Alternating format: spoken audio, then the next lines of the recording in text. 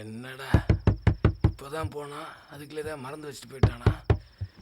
இருப்பா இருப்பா, தள்ளுறி.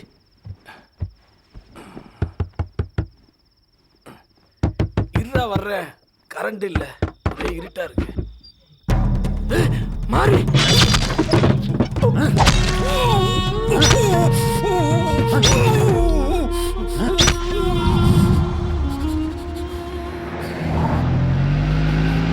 அவன் ஆட்டோ கூப்பிட்டானா ஏறிடுவியா?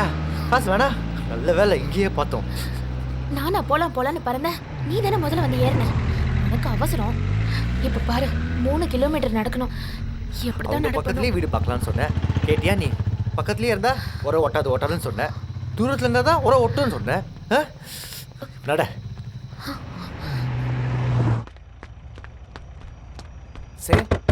சே